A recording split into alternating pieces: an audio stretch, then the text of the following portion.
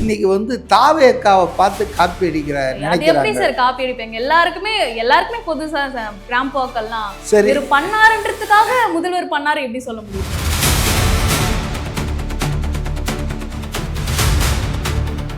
முதலாண்டே முதல்வர் சொன்னார் 95% நாங்கள் வந்து நிறைவேற்றிட்டோம். இப்போ 5வது வருஷத்துல 90 நிறைவேற்றலைன்னு அவங்க நிதியமைச்சர் சொல்றாரு. ஸோ இதையெல்லாம் சொல்லிட்டு இதெல்லாம் நிறைவேற்ற முடியாத காரணம் இதுதான். 40,000 கோடி டாஸ்மாகில் ரெவென்யூ வருது அரசாங்கத்துக்குன்னா ஈக்குவல் அமௌண்ட் வந்து யார் பாக்கெட்டுக்கும் போயிட்டு இருக்கு, எங்கே போகுதுன்னு எனக்கு தெரியாதுன்னு சொன்னார்.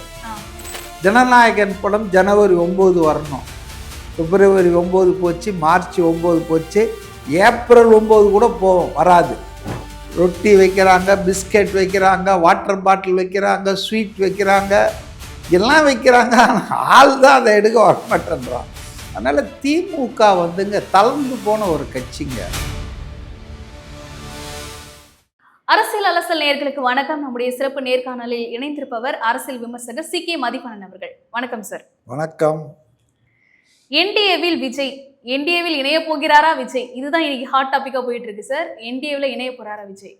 இது வந்து திட்டமிட்டு பரப்பப்படும் தவறான தகவலுங்க, ரூமர்னு சொல்லுவேன் நான். ஓகே. அதாவது விஜய்க்கு ஆதரவாக மைனாரிட்டிகள், முஸ்லீம் அண்ட் கிறிஸ்டியன்ஸ் மைனாரிட்டிஸ், சிறுபான்மை இனத்தவர்கள் பெருமளவுக்கு திரள்வதால் அவருக்கு ஆதரவாக அதை தடுப்பதற்காக திமுகவினர் செய்கிற ஒரு சதி திட்டத்தின் ஒரு பகுதி தான் இந்த என்டிஏக்கு அவர் போயிடுவாரா பேசிட்டு இருக்காங்க. பவன் கல்யாண் பேசிட்டு இருக்காரு. பவன் கல்யாண் மூலமா வந்து விஜய் வந்து இணைக்கிறதாவும் ஒரு டாக் போயிட்டு இருக்கு. அதாவதுங்க இதெல்லாமே வந்து பொய்யான செய்திகள், பொய்யான கட்டமைப்புகள். இது ஏன் அதை செய்கிறாங்கன்னா நான் சொன்னது தான்.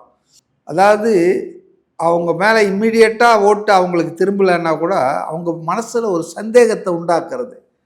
நாளைக்கு போயிடுவாரோ, விஜய் அவங்களோட சேர்ந்துருவாரோ? ஏங்க அவர் தெளிவாக சொல்லிட்டாரு, விக்கிரவாண்டி மாநாட்டிலேருந்து இன்னி வரைக்கும் பாஜக எதிர்ப்பு எனக்கு. ஏங்க அம்பேத்கரையும் பெரியாரையும் காமராஜரையும் கொள்கை தலைவராக வச்சுட்டு ஒரு ஆள், சமூக நீதி கோட்பாடு பிறப்போக்கும் எல்லா உயிர்க்கும்னு சொல்கிற ஆள், அது எப்படிங்க பாஜக கூட போவார்? பாஜக கூட போகிற ஆளுக்கு தான் இவ்வளோ பிரச்சனை பண்ணிகிட்டு இருக்கா பாஜக. ஜனநாயகன் படம் ஜனவரி 9 வரணும், பிப்ரவரி 9 போச்சு, மார்ச் 9 போச்சு, ஏப்ரல் 9 கூட போவோம், வராது. இது யார் பண்ணுறதுன்னு நினச்சிட்டு இருக்கீங்க? பாஜக தான் பண்ணிகிட்டு இருக்காங்க. சென்சார் போர்டை பயன்படுத்தின்னு சொல்லக்கூடாது, மிஸ்யூஸ் பண்ணி முருகன், முருகன் இருக்கார் இல்லையா, அவர் தானே இன்ஃபர்மேஷன் அண்ட் ப்ராட்காஸ்டிங் மினிஸ்டர், அவர் தான் இதெல்லாம் பண்ணிட்டு இருக்காரு.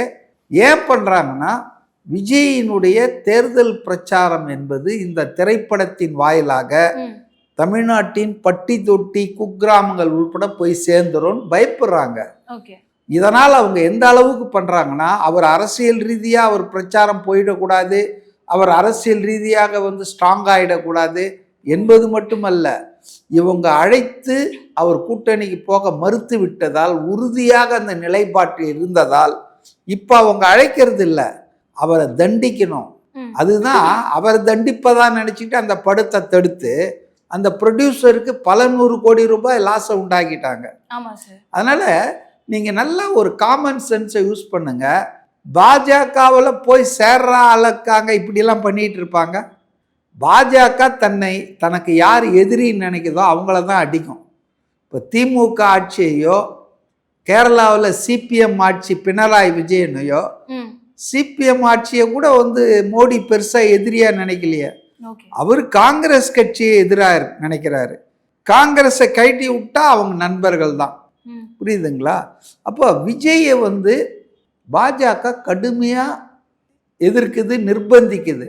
விஜயே சொன்னார, அழுத்தம் இருக்குதா? இருக்கு, ஆனால் அழுத்தம் எனக்கு இல்லை மக்களுக்குன்னு சொன்னார், ஞாபகம் இருக்கா? அதனால் வந்துங்க இது எல்லாமே கட்டுக்கதைகள்ங்க. ஒரு பக்கம் அவருடைய ஆதரவாக இருக்கிற பெண்களை, விமன், இவங்களை வந்துட்டு கலைப்பதற்காக குடும்ப பிரச்சனையை பூதாகாரமாக எடுத்து விடுறாங்க. இன்னொரு பக்கம் இந்த மைனாரிட்டிகள், சிறுபான்மை இவங்கெல்லாம் வந்து அவர் ஆதரவை இருந்து வாபஸ் வாங்கணுன்றதுக்காக ஒரு சந்தேகத்தின் நிழலை அவங்க மேலே சூத்துறாங்க. அது எப்படிங்க அவர் வந்து பாஜகவில் போய் சேருவார்? அதுக்காக வந்து அவர் இவ்வளோ பெரிய கேரியர்லாம் விட்டுட்டு சினிமாவெல்லாம் தூக்கி போட்டு அவர் வந்திருக்காரு. அதனால் வாய்ப்பே இல்லைங்க. இதெல்லாம் கட்டுக்கதைகள், திமுக கட்டுற கதைகள்ங்க. Okay sir. இப்போ வந்து முதல்வர் அவர்கள் திருச்சி மாநாட்டில் தொண்டர்களுக்கு எழுச்சிபூர்வமாக பேசிட்டு இருந்தாரு, நிறைய எனர்ஜி எல்லாம் கொடுத்துருந்தாரு. அந்த மாநாட்டை நீங்கள் எப்படி பார்க்குறீங்க? அந்த மாநாட்டை பார்க்கும்போது 75 வருஷ கட்சி இப்படி தேஞ்சி போச்சேன்னு வருத்தமாக இருக்கு ஒரு பக்கம். ஏன் சார் தேய போகுது? ஏன்னா திமுக மாநாடுகள் என்றால் அதுக்கு ஒரு இலக்கணம் உண்டுங்க. Okay sir. 2 நாள் 3 நாள் நடக்கும். அப்படி இல்லைன்னா கூட 3 நாள் 1 நாள் நடக்கும். தாவேக்கா தான் மணி நேர மாநாடுகள். விஜய் வந்ததுக்கு அப்புறம் தான் அது மணி நேரமாச்சு. ஆனால் திமுக மாநாடு என்பது காலையில் கவியரங்கம் நடக்கும், ஒயிலாட்டம் நடக்கும், அதாங்க காலையிலிருந்து நடக்கும். மகாநாடுன்னா ஃபுல் டே நடக்கும். ஆனால் இப்போ தாவேக்கா பாணியில் 3 மணிக்கு ஆரம்பிச்சிடுறாங்க. அதுவும் 1-2 பேர் தான் பேசுகிறாங்க, வேற யாரும் பேசுறது கிடையாது. முதல்வர் முத்தான உரையை நிகழ்த்திட்டு மாநாடு கலைஞ்சது, அவ்வளோதான். ஸோ தாவேக்கா பாணியில் இந்த ரேம்ப் போட்டு அதில் நடக்கிற ஸ்டைலு. விக்கிரவாண்டியில் அவர் அதை தொடங்கி வச்சார். கொஞ்சம் கொஞ்சமாக திமுக காண மயிலாட கண்டிருந்த வான்கோழி தானும் அதுவாக பாவித்து தோகை விரித்த கதையாக இன்னைக்கு வந்து தாவேக்காவை பார்த்து காப்பி அடிக்கிறார் நினைக்கிறாங்க. காப்பி அடிப்பாங்க எல்லாருக்குமே பொதுசா கிராம்ப் வாக்கெல்லாம் சரி பண்ணாருன்றதுக்காக முதல்வர் பண்ணாரு எப்படி சொல்ல முடியும்? சரி ரைட்டு. முதல்வர் முன்னாலேயே பிறக்கும் போதே இதான் பண்ணிட்டு இருந்தார். இல்ல அது இல்ல ரைட். நான் என்ன சொல்றேன்னா அந்த மேடை முகப்பை பாருங்க. அதுல வந்து கலைஞர் படமோ பெரியார் படமோ அண்ணா படமோ கிடையாதுங்க.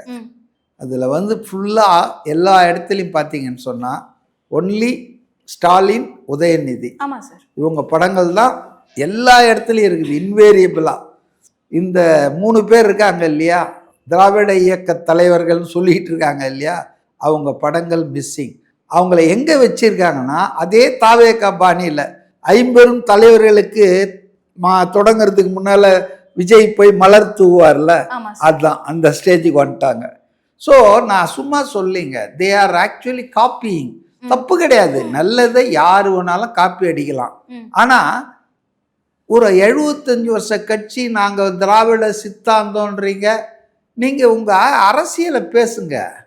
அரசியலை பேசாமல் அரைச்சம்மாவையே அரைச்சிக்கிட்டு ஒன்றியத்தை வந்து நாங்கள் வந்து விட மாட்டோம், பாஜக நான் இருக்கிற வரைக்கும் திமுக இருக்கிற வரைக்கும் நுழையாது, இது எப்போதும் நாங்கள் தான் வெற்றி பெறுவோம், இது வந்து நாங்கள் தான் எப்போவுமே இங்கே வெற்றி பெறுவோம் தமிழ்நாட்டில்ன்றாரா, திருச்சியிலன்றாரா, தமிழ்நாட்டில் இருக்க சொல்கிறார். நான் முதலமைச்சர் பேசுறதால அது தமிழ்நாடுன்னு நினச்சிக்கிறேன். ஆனால் அது உண்மையா? எவ்வளோ பச்சையாக போய் பேசுகிறாரு ஏங்க. தமிழ்நாட்டில் சட்டமன்ற தேர்தல் 52 தான் ஃபஸ்ட்டு சட்டமன்ற தேர்தல் நடந்தது. 1949 தீகாலேருந்து பிரிஞ்சு வந்து திமுக ஆரம்பிச்சாச்சு. ஆனால் 52 கண்டெஸ்ட் பண்ணலைங்க. 57 கூட இதுதான் சுயேட்சைகளாக தான் கண்டெஸ்ட் பண்ணாங்க. ஏன்னா அங்கீகரிக்கப்பட்ட கட்சியாக அது மாறலன்னு நினைக்கிறேன். ஸோ இதுவரையில் தமிழ்நாட்டில் வந்துங்க 16 சட்டமன்ற தேர்தல் நடந்திருக்குங்க. 2021 முடிஞ்ச வரைக்கும். அப்போ நடக்க போகிறது 17ஆவதுங்க. இந்த 16 சட்டமன்ற தேர்தலில் ஒரு தேர்தலில் திமுக போட்டி போடலைங்க. அப்போ 15 தேர்தலில் வந்து அது போட்டி போட்டிருக்குதுங்க. ஆனால் இதுவரையில் 5 தேர்தலில் மட்டும்தாங்க அது ஜெயிச்சிருக்கு. 10 தேர்தலில் அது ஜெயிக்கவே இல்லை, தோற்கடிக்கப்பட்டிருக்கு.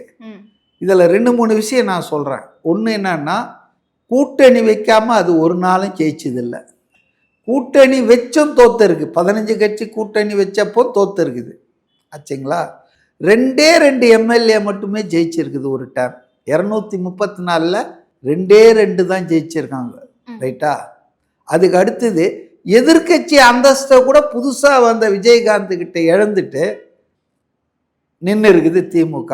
இதுதான் திமுகவின் வரலாறு. ஆனால் முதல்வர் இதெல்லாம் மறந்துட்டா இல்லை மற்றவங்களுக்கு தெரியாது நினச்சிட்டு இங்கே நாங்கள் தான் எப்போதும்ன்றாரு. இவ்வளோ பேசுகிறார திமுக 71க்கு அப்புறம் கடந்த 60 வருஷத்துல ஒரு முறையாவது மறுபடியும் தேர்வாயிருக்கா? மறுபடியும் ரீஎலெக்ட் ஆயிருக்கா? இல்லவே இல்லை. எம்ஜிஆர் ஆயிருக்காரு, ஜெயலலிதா ஆயிருக்காங்க, அதிமுக இருக்கு. ஆனா திமுக நெவர் கெட் ரீஎலெக்டட். அதனால அவர் பேசுறதெல்லாம் வெறும் சும்மா, அதாவது எதிர்க்க இருக்கிற இந்த கழக உடன்பிறப்புகளை உற்சாகப்படுத்துறதுக்காக கிளுகிளுப்பூட்டு ஒரு பேச்சா தான் இருந்தது தவிர ஒரு தேர்தல் பேச்சா இல்லை. அவர் என்ன சொல்லியிருக்கணும்? 5 வருஷத்துல நம்ம ஆட்சி இவ்வளவு நிறைவா முடிச்சிருக்கோம், இவ்வளவு உறுதிமொழி கொடுத்தோம், இவ்வளவு செஞ்சு முடிச்சிட்டோம், இன்னும் கொஞ்சம்தான் பாக்கி இருக்கு. எவ்வளவு பாக்கி இருக்கு தெரியுமா? தங்கம் தென்னரசு சொன்னது ஒரு 90 கிட்ட பாக்கி இருக்கு. அச்சா, ஆனா முதலாண்டே முதல்வர் சொன்னார் 95% நாங்க நிறைவேற்றிட்டோம்னு. இப்ப 5வது வருஷத்துல 90 நிறைவேற்றலன்னு அவங்க நிதியமைச்சர் சொல்றாரு. ஸோ இதையெல்லாம் சொல்லிட்டு இதெல்லாம் நிறைவேற்ற முடியாத காரணம் இதுதான், இதை நம்ம அடுத்த முறை வாய்ப்பு கொடுத்தீங்கன்னா அதையும் நிறைவேற்றுவோம் இப்படி சொல்லிட்டு ஒரு ப்ராக்ரஸ் ரிப்போர்ட்டை கொடுக்கணும் மக்கள் மத்தியில். அதை விட்டுட்டு திருப்பதி சென்று வந்தால் திருப்பம் நேரும்னு பக்தர்கள்லாம் பாடுவாங்கல்ல, அது மாதிரி திருச்சியில் மாநாடு போட்டால் திருப்பு முனை வரும்ன்றா என்ன? அதாவது ஒரு கான்கிரீட்டாவே இல்லைங்களா ஒரு பேச்செல்லாம்? ஏதோ ஒரு பதட்டத்தில் இருக்க மாதிரி தெரியுதுங்க எல்லாரும். ஏதாவது அவங்க ஒரு கான்ஃபிடென்ஸா இல்லை. இவரு விஜய் எல்லா இடத்துலையும் கான்ஃபிடென்ஸ் வெற்றி நமதேன்ட்டு போயிட்டே இருக்கிறாரு. ஆனா திமுக ஆட்கள்லாம் கான்ஃபிடென்ஸ் இருக்கிற மாதிரி தெரியலையே, செயற்கையா இருக்கு எல்லாம். வந்த கூட்டம் கூட அவங்க 10 லட்சம் பேர் இந்தியாவே திரும்பி பார்ப்போம். நாங்கள் அநேகமாக திருச்சியில் ஸ்ரீரங்கத்துக்காரனே திரும்பி பார்த்துருக்க மாட்டான்னு நினைக்கிறேன். கூட்டம் இல்லை. அடுத்தது பார்த்தீங்கன்னா வந்த கூட்டமும் எழுச்சி இல்லைங்க. நம்ம தாவேகா கூட்டங்கள் பார்க்குறோம், சாயந்தரம் 4 மணிக்கு மீட்டிங்னா விடிகாத்தால 4 மணிக்கு சேரை பிடிச்சிட்டு இருக்கானுங்க இளைஞர்களே. நான் என்ன சொல்கிறேன்னா அவ்வளோ ஆர்வம், இதை தான் நம்ம பார்க்குறோம். ஆனால் இங்கே ரொட்டி வைக்கிறாங்க, பிஸ்கெட் வைக்கிறாங்க, வாட்டர் பாட்டில் வைக்கிறாங்க, ஸ்வீட் வைக்கிறாங்க, எல்லாம் வைக்கிறாங்க. ஆள் தான் அதை எடுக்க வர மாட்டேன்றான். அதனால் திமுக தளர்ந்து போன ஒரு கட்சிங்க. இளைஞர் அணி செயலாளராக இருக்கிறார். அவருக்கு என்ன வயசு? 49 என்னவோ. இளைஞர் அணி கான்ஸ்டியூஷன் படியே 40 வயசுக்கு மேலே இருந்தால் இளைஞர் அணியில் இருக்கவே முடியாது. அப்போ Udhayanidhi is not eligible to be a member of youth wing. டிஎம்கேடைய யூத் விங்ல மெம்பராகவே இருக்க முடியாது. ஆனா அவர் அதனுடைய அமைப்பாளர், அதனுடைய பொறுப்பாளராகவே இருக்காரு. ஆனா இவராவது பரவாயில்லைங்க. அவங்க அப்பா ஸ்டாலின் இருக்காருல, 60 வயசு வரைக்கும் இளைஞர் அணி செயலாளராக இருந்தார். அதனால ஒரு குடும்பம் அந்த கட்சியை கண்ட்ரோல் பண்ணுது. அந்த குடும்பத்தின் கட்சியாகத்தான் இருக்கு. இன்னைக்கு காலையில பேப்பர்ல பார்த்தேங்க, மெட்ராஸ் கார்பரேஷன்ல ஸ்டடி சென்டர்னு ஒரு 10 ஸ்டடி சென்டர், அதுக்கு பேர் என்ன தெரியுமா? Muthuvelar study centre. முத்துவேலர் யாரு? செக்கிழுத்த சிதம்பரத்துக்கு ஒன்று விட்ட தகப்பனாரா? முத்துவேலர் இந்த தமிழ்நாட்டுக்கு ஏதாவது கருணாநிதி படம் வைக்கிறதே தப்புன்னு சொல்றாள். நான் அரசு விளம்பரத்துல உங்க படம் போடுங்க, துணை முதல்வர் போடுங்க, கருணாநிதி படத்தை ஏன் போடுறீங்க? உங்க அப்பான்றதால போடுறீங்களா இல்ல முன்னாள் முதல்வர்னு போடுறீங்களா? அப்பான்றதால போடுறோம். முன்னாள் முதல்வர்னா எம்ஜிஆரை போடணும், காமராஜரை போடணும், எல்லாரையும் போடணும். இது ஒன்றும் கட்சி பணத்துல இந்த விளம்பரம் எல்லாம் கொடுக்கல, மக்கள் வரி பணத்துல போடுறீங்க. அப்போ கூச்ச நாச்சம் இல்லாம குடும்ப அரசியல் பண்ணிட்டு இருக்காங்க. முத்துவேலர் என்னங்க பண்ணாரு? பாவம், அவர் கருணாநிதிக்கு அப்பாவா இருக்கலாம். முத்துவேலர் பேர்ல ஸ்டடி சென்டர் ஏன் காமராஜர் பேர்ல வைங்க, ஜவஹர்லால் நேரு பேர்ல வைங்க, பெரியார் பேர்ல வைங்க, சிங்காரவேலர் பேர்ல வைங்க. அதெல்லாம் விட்டுட்டீங்க. உங்க தாத்தா, உங்க கொல்லு பேரன், நீங்க தான் இந்த தமிழ்நாடா? ரொம்ப அசிங்கமா இருக்கு. இதுக்கு பேர் தான் திராவிட மாடல்னா. உங்க குடும்பத்தையே நீங்க இன்னைக்கு தமிழ்நாட்டு மேல திணிக்கிறீங்க. இது சரியில்லைன்னு நான் நினைக்கிறேன். ஸோ திமுக தளர்ந்து போன கட்சிங்க. அந்த கட்சியால் நிச்சயமாக இந்த தேர்தலில் வெற்றி பெற முடியாது. 1000 கோடி செலவு பண்ணாலும் சரி, என்னென்ன வான வேடிக்கை வர்ணஜாலங்கள் நடத்தினாலும் சரி, மக்கள் மனசில் அவங்க இல்லைங்க. அதான் என்னால் சொல்ல முடியும். அந்த மாநாடு இவ்வளோ செலவு பண்ணி 10 லட்சம் பேர் நிர்வாகிகள்லாம், அதுவும் அப்படியே திருச்சியை திக்கி முக்கு ஆடுவோம். நாங்கள் ஒரு முக்கும் ஆடல. அது தோல்வி தாங்க அந்த மாநாடு. அதில் முக்கியமாக நான் ஒன்று எதிர்பார்த்தேங்க. என்னது சார்? இப்போ 7ஆம் தேதி மகாபலிபுரத்தில் விஜய் வந்து பேசும்போது ஓகே சார். சில விஷயங்களை அறிவிச்சார் பெண்களுக்கு, அதை பின்னால் பேசுவோம். ஆமா சார். ஆனால் அப்போ அறிவிக்கும் போது அவர் ஒரு கருத்தை சொன்னார், அது ரொம்ப ஷாக்கிங். அதான் இப்போ தான் எனக்கு தெரிய வந்ததுன்னு சொல்லிட்டு பேசினார். நம்ம மாநிலத்தினுடைய பட்ஜெட் வந்து 4,39,000 கோடி ஆண்டுக்கு ஆண்டு போடுறோம். அதில் 30% பேர் வந்து ஸ்டாலின் டேக்ஸ், ஸ்டாலின் சார் டேக்ஸ்னாரு, எஸ்எஸ்டி, ஸ்டாலின் சார் டேக்ஸு. அதை இன்னும் கொஞ்சம் விலைக்கு என்ன சொன்னார்னா 20% ஸ்டாலின் சாருக்கு போகுது, 10% அவர் அமைச்சர்களுக்கு போகுதுன்னாரு. ஆமாம் சார். அதை சொல்லிட்டு அவர் என்ன சொன்னார்னா, உங்கள் கொள்ளையை உங்கள் ஊழலை இதை விட நாகரிகமாக யாரும் சொல்ல முடியாது அப்படின்னாரு. மக்களுக்கு ஒதுக்குற பணத்தை நீங்கள் ஒதுக்கிறீங்களே, இது என்ன நியாயம்னு கேட்டார். நான் நினச்சேன் இது ஒரு சீரியஸான சார்ஜு. ஒரு வருஷத்துக்கு 1,00,000 கோடிக்கு மேலே அடிக்கிறாங்க அப்படின்னு சொன்னால் அதை ஒரு பொதுவெளியில் பேசியிருக்கார் ஒரு கட்சியின் தலைவர் போது, அதுக்கு திமுக கிட்டேருந்து பதில் வரும், விளக்கம் வரும், ஏதாவது சொல்லுவாங்க, சும்மாவே எகிருவாங்கல்ல. RS பாரதி இருக்காரு, TKS இளங்கோவன் இருக்காரு, துரைமுருகன் இருக்காரு, எல்லாத்துக்கும் கருத்து கந்தசாமி வேறு சொல்கிற அமைச்சர் ரகுபதி இருக்காரு, இவங்கெல்லாம் ஏதாவது சொல்லுவாங்கன்னு பார்த்தேன். நேற்று மாநாடு முடிகிற வரைக்கும் யாரும் வாயை திறக்கலைங்க. 2-3 நாள் ஆச்சு. ஏன் திறக்கலை? ஸோ நான் நினைக்கிறேன் விஜய் கரெக்டாக தான் சொல்லிட்டார் போல இருக்குது. மௌனம் சம்மதம் ஒத்துக்கிட்டாங்க திமுகவினர்னு தான் நான் நினைக்கிறேன். இது வந்து உண்மையாக இருக்கும் பட்சத்தில், ஏன்னா நான் வந்து அதை கான்கிரீட்டாக எனக்கு அந்த இன்ஃபர்மேஷன் வெரிஃபை பண்ணணும். விஜய் சொன்னார், ஆனால் அதுக்கு திமுக தரப்புலேருந்து எந்த விளக்கமோ மறுப்போ வராத வகையில் அவங்களும் அதுக்கு ஒத்துக்கிறாங்கன்னு தான் நான் நினைக்கிறேன். ஸோ இது உண்மையாக இருக்கும் பட்சத்தில் இது ஒரு மிகப்பெரிய அநீதி இல்லையா? மக்களுக்கு இழைக்கப்படுகின்ற பெரிய அநீதி இல்லையா அது? அவங்களுக்கான செலவில் ஒதுக்குறதுன்றது ஒவ்வொரு தனி நபரும், அப்போ அந்த திட்டங்களுக்கு செலவு குறையும். இப்போ சில பேர் கேட்குறாங்க, சில புத்திசாலிகள் மேதாவிகள்லாம் என்ன கேட்குறாங்கன்னா, இவருக்கு ஏதுங்க பணம், இவருக்கு நாட்டின் பொருளாதாரம் தெரியாமல் பேசுகிறாரு, இப்போவே இவ்வளோ கடனை வாங்கிட்டு வட்டி கட்ட முடியாமல் திணறிட்டு இருக்கிறோம், இவர் வந்து இதெல்லாம் 1 சவரம் கொடுத்துருவாரா, இவர் வந்து 15,000 கொடுத்துருவாரா, 6 சிலிண்டர் கொடுத்துருவாரா அப்படின்ட்டு சொல்கிறாங்க. ஆனால் நான் கேள்விப்பட்டது தான், ஆந்திராவில் பக்கத்து மாநிலமான ஆந்திராவில் சந்திரபாபு நாயுடு ஆல்ரெடி இப்போ வருஷத்துக்கு 3 சிலிண்டர் ஃப்ரீயாக கொடுத்துட்ருக்கிறாராம். ஆமாம் சார், கொடுத்துருக்கார். எனக்கு தெரியாது, சொன்ன கேள்வி. இப்போ 3 சிலிண்டர் கொடுக்க முடியுதுன்னா ஒரு மாநில அரசால் 6 சிலிண்டர் கொடுக்க முடியும். எப்படி சார் சாத்தியமாகுமா? ஏங்க இவ்வளோ 1,00,000 கோடியை கட் பண்ணால், நீங்கள் 1,00,000 கோடி யாரோ ஒருத்தர் பாக்கெட்டுக்கு போகுது, யாரோ சில நபர்கள் பாக்கெட்டுக்கு போகுது, அதை அரசாங்கம் தடுத்து அதை அரசாங்கத்துக்கு எடுத்ததுன்னு வச்சிங்களேன். அதாவது நான் சொல்கிறதுனா ஊழல் பண்ணாமல் அந்த ஊழலில் வந்து அவாய்ட் பண்ணாங்கன்னா 1,00,000 கோடி உங்களுக்கு வருஷம் அடிஷ்னலாக வரப்போகுது இல்லை? அதே போல் தான் டாஸ்மாகில் ஏற்கனவே நிதியமைச்சராக இருந்த பழனிவேல் சொன்னது தான். தியாகராஜன் என்ன சொன்னார், 40,000 கோடி டாஸ்மாகில் ரெவென்யூ வருது அரசாங்கத்துக்குன்னா, ஈக்குவல் அமௌண்ட் வந்து யார் பாக்கெட்டுக்கும் போயிட்டுருக்கு, எங்கே போகுதுன்னு எனக்கு தெரியாதுன்னு சொன்னார்.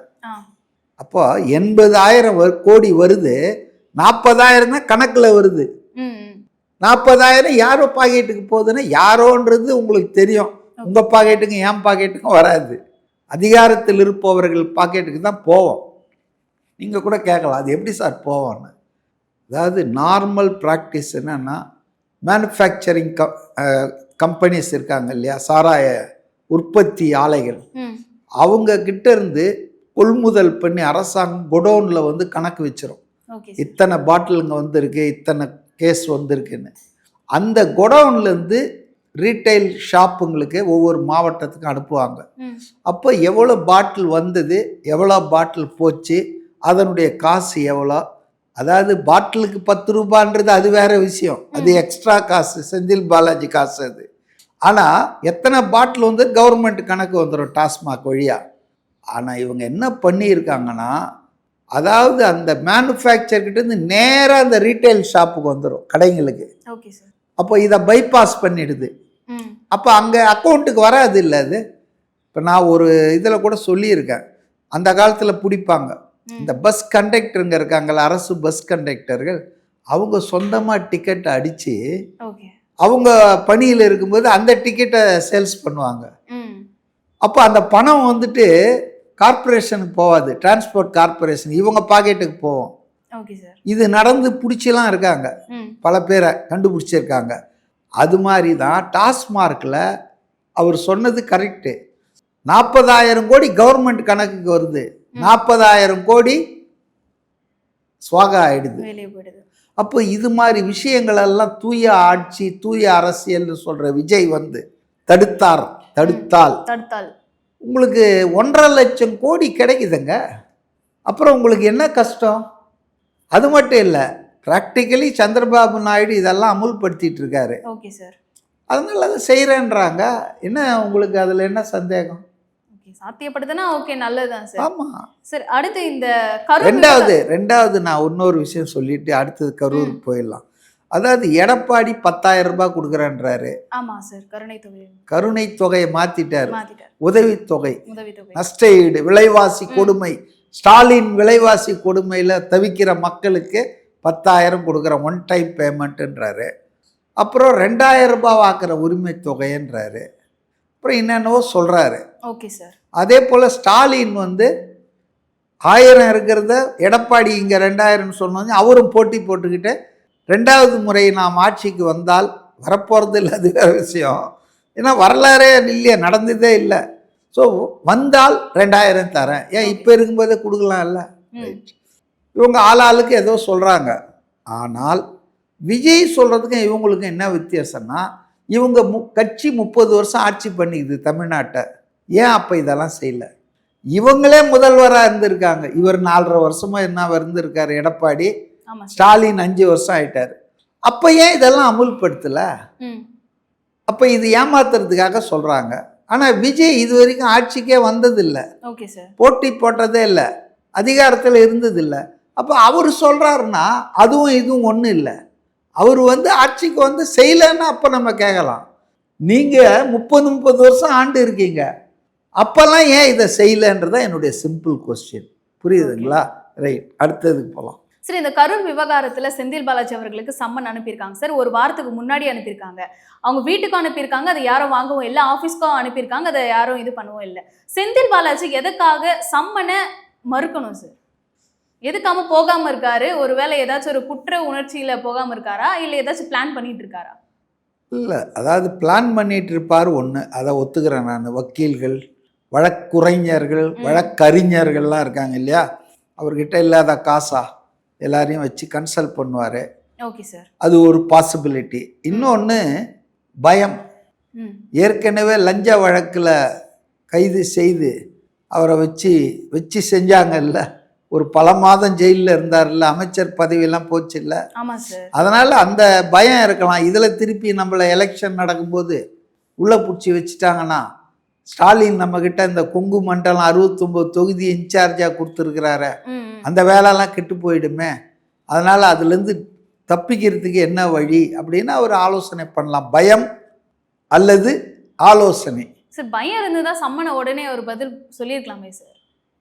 பயம்னு தானே சொல்கிறேன், பயம் இருக்குதுன்னு தானே சொல்கிறேன். அது இருந்திருந்தா அதுக்கு உடனே ஒரு ரெஸ்பான்ஸ் பண்ணியிருப்பாருல்ல? எப்படி பண்ணுவார்? பயம் இருக்கிறவங்க வந்துட்டு எவ்வளோக்கு எவ்வளோ அதை அவாய்ட் பண்ண பார்ப்பாங்களோ அப்படி தான் செய்வாங்க. பயம் இல்லாத ஒரு விஜய் உடனே பதில் போட்டார், என்னால் வர முடியாது, எனக்கு தேர்தல் வேலைகள்லாம் இருக்குது, 5 நாள் கழிச்சு நான் வரேன் அப்படின்னு போட்டார். அவங்களும் ஓகே இன்னைக்கு வரவானா நீங்கள் அப்படின்ட்டாங்க. ஆனால் இவர் வாங்கவே இல்லை.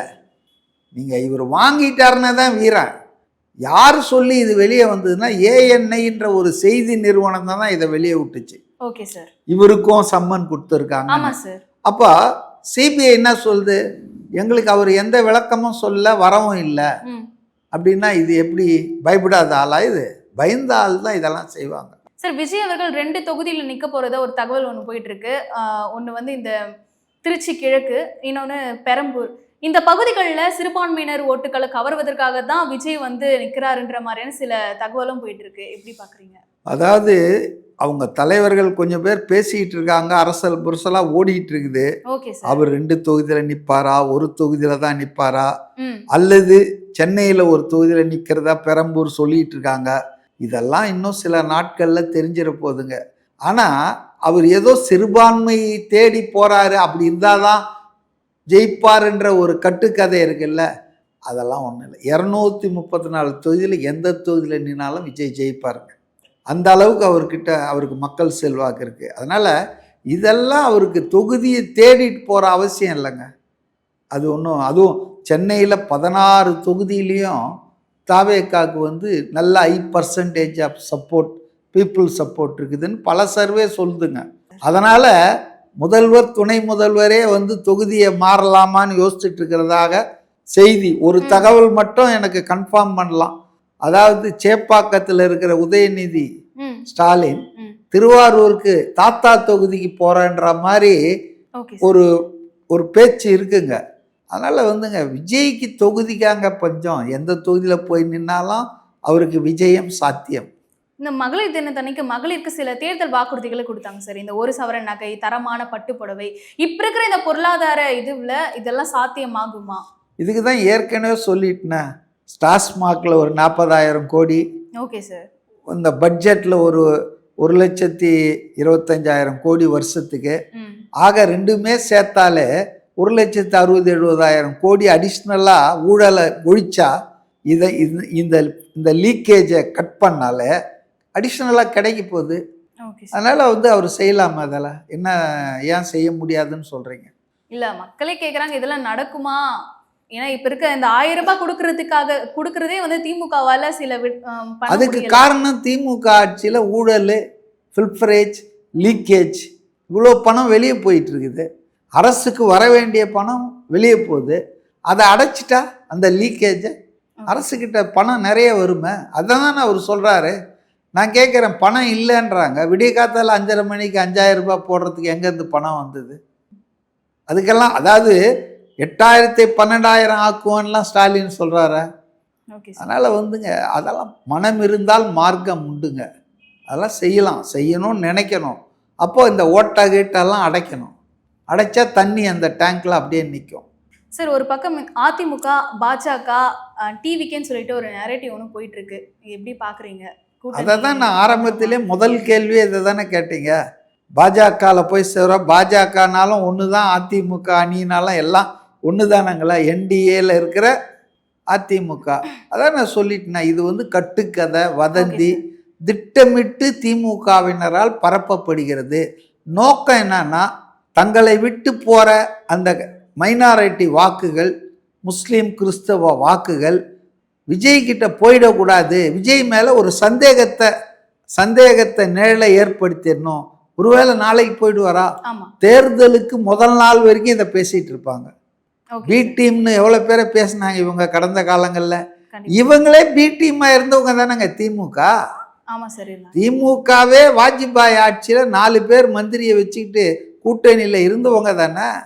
அதனால் இவங்களுக்கு மற்ற யாரையும் வந்து இங்கே போயிடுவார் அங்கே போயிடுவார் சொல்கிறதெல்லாம் தேவையில்லாத வேலை. ரெண்டாவது, விஜய் வந்து இவங்கள மாதிரி காலையில் ஒன்று மத்தியானம் ஒன்று பேசுகிறா இல்லை. அவர் ரொம்ப தெளிவாக இருக்கார்.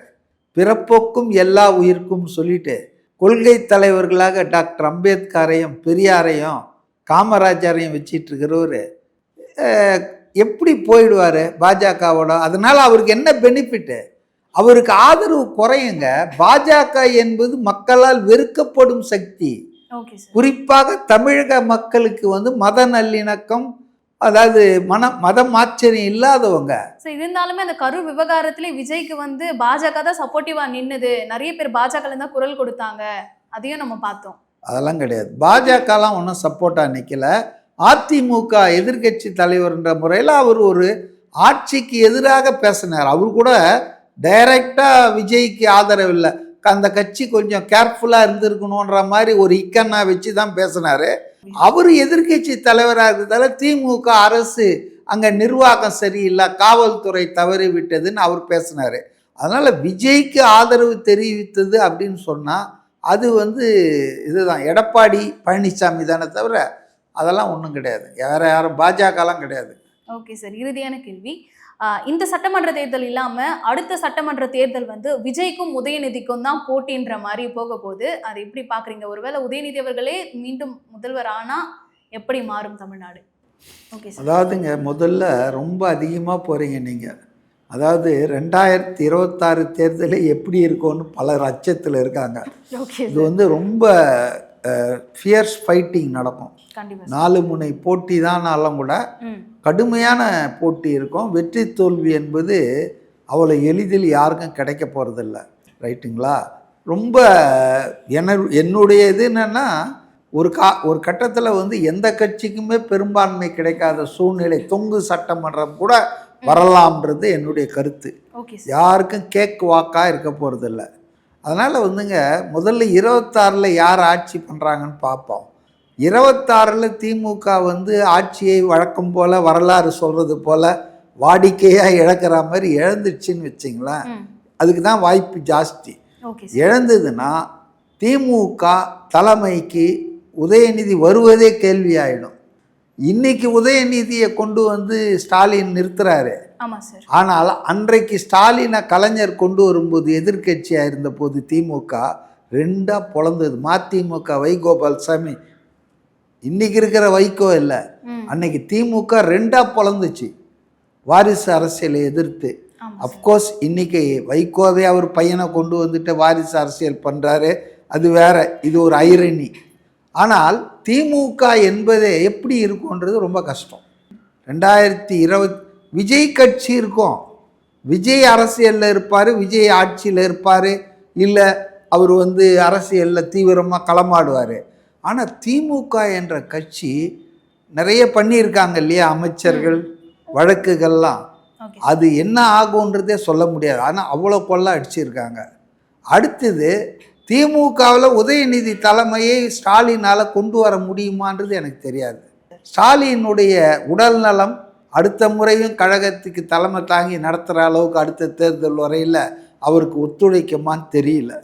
இப்போவே அவங்களுக்கு அதில் கொஞ்சம் சந்தேகம் வரவை தான் அவசரமாக துணை முதல்வராக இவரை பட்டாபிஷேகம் பண்ணி வச்சாங்க. அதனால் இதெல்லாம் வந்து நம்ம பொறுத்திருந்து தான் பார்க்கணும். திமுகவே பிளவுபடலாம் இந்த குடும்ப அரசியலில். கனிமொழி என்ன பண்ண போகிறாங்க?